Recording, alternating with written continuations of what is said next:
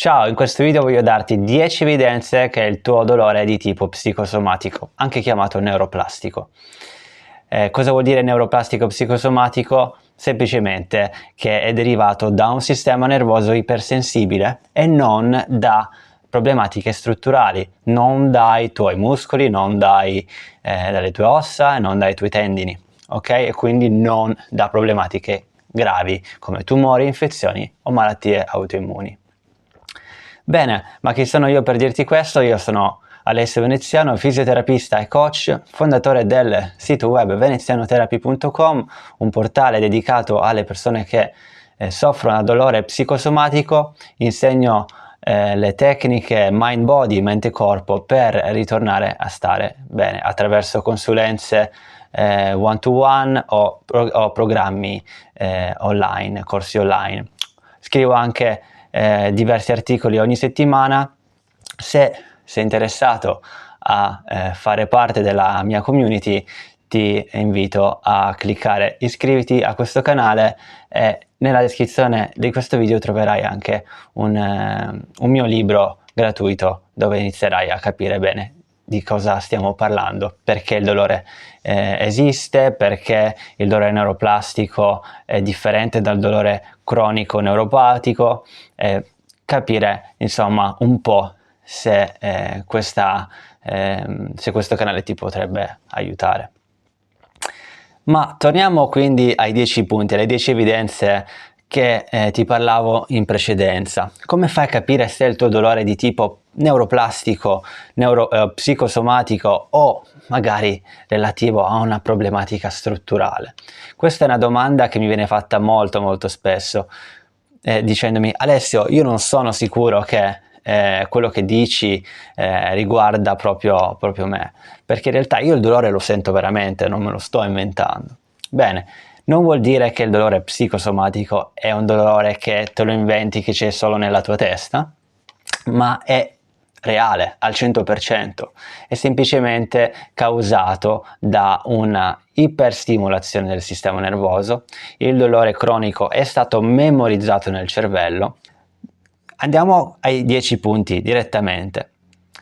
Non vuol dire che questi 10 punti li dovrai avere tutti e 10, non è una checklist e dici sì, ce l'ho, se non c'è uno, se non hai uno di questi punti non hai dolore neuroplastico. È un po' più complicato di questo, ma ti potrebbe dare un'idea su quello che potresti avere.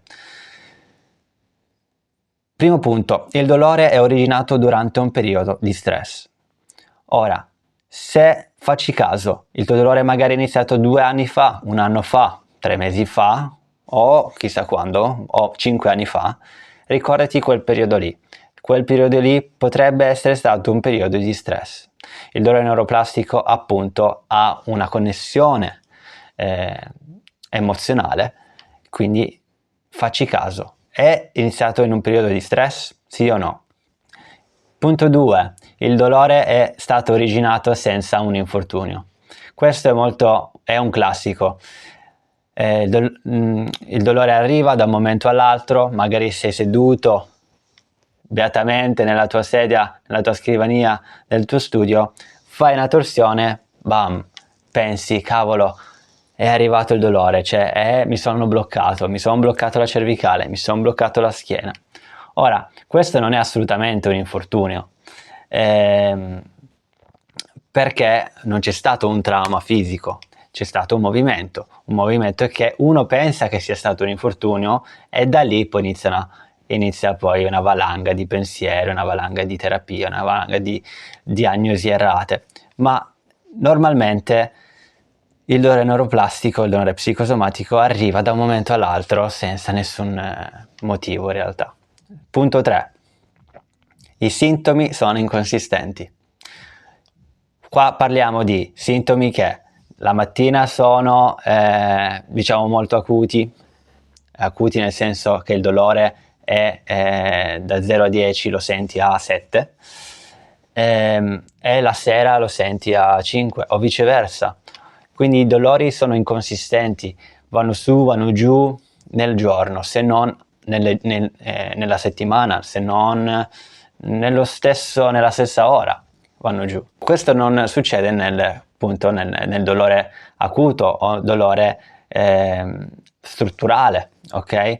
Qua parliamo di dolori che non sono originati dalla struttura del nostro corpo, ma quindi dal sistema nervoso. Quindi un altro punto, i sintomi sono in più parti del corpo. Ora, se tu hai dolore alla cervicale, probabilmente avrai anche dolore in un altro punto del corpo.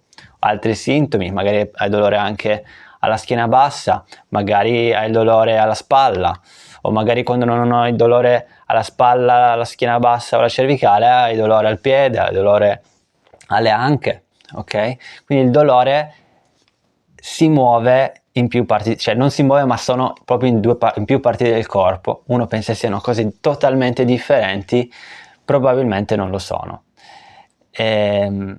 Ovviamente qui stiamo parlando di dolore di una persona che non ha malattie autoimmuni, perché potrebbe essere che se soffre di multipla sclerosi, sclerosi multipla, potreste avere dolori a più punti del corpo. Qua non stiamo parlando di dolori di quel tipo, stiamo parlando di dolori del tipo neuroplastico, psicosomatico, dove non hanno nessuna connessione con la struttura del corpo.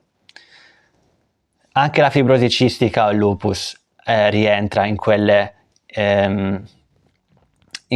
malattie in cui il dolore potrebbe essere simmetrico, quindi escludo anche queste patologie. Se soffri di queste patologie, questo video assolutamente non è un video che ti potrebbe interessare.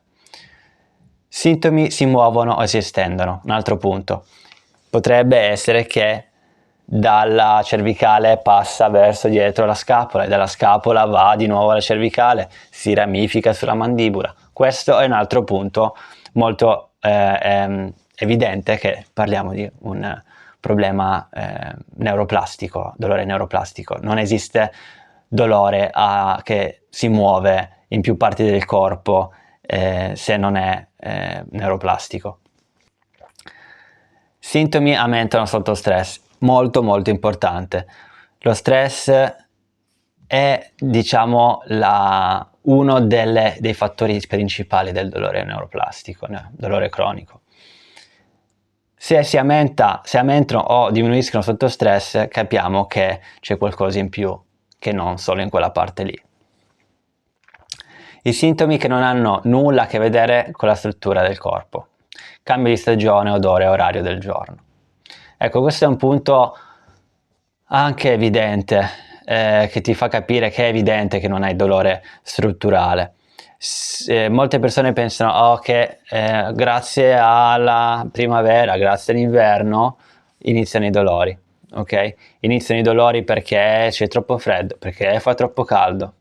Ok, se hai un problema strutturale, ok, quindi che ci sia qualcosa nel tuo corpo, hai sempre problemi, a che sia stagione calda che stagione fredda. In questi casi il dolore neuroplastico cronico segue appunto degli schemi, segue il fatto che fa troppo caldo, che fa troppo freddo. Ecco che se i sintomi seguono una stagione, seguono tutte queste cose che sono al di fuori del nostro corpo, capiamo che non c'è assolutamente nessuna problematica fisica pura, ma segue un andamento che è dettato dal sistema nervoso. Un altro punto, sintomi simmetrici, stessa cosa nell'altra parte del corpo. Bene, può essere che male alla spalla sinistra, guarda caso, hai anche male alla spalla destra. Questo è un indizio molto molto importante da capire. È difficile, è molto raro che una problematica strutturale dia problematiche di questo tipo asimmetrico, ok? È un grande indizio che probabilmente si parla di dolore neuroplastico. Un altro indizio, ovviamente, è il più facile, che ci siano assenza di diagnosi mediche strutturali. In altre parole, hai fatto tutte le diagnosi del caso, hai fatto le scansioni, hai fatto risonanze magnetiche, lastre e quant'altro, ecografie, e non hanno trovato nessuna tipologia di problema. O se hanno trovato qualcosa non giustifica il dolore che hai tu, perché possiamo prendere in considerazione ernie, ok? Ernie, protusioni, problematiche discali alla cervicale o alla schiena bassa, che esistono al di là che tu abbia dolore o no. Molte persone pensano che sia la loro schiena, la loro scoliosi, che sia una gamba leggermente più lunga dell'altra il problema. In realtà studi scientifici assolutamente non dichiarano che queste problematiche siano dettate dalla struttura.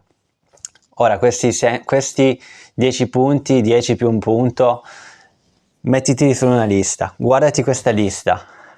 Se hai più di 3-4 punti col sì, molto probabilmente il tuo dolore è neuroplastico.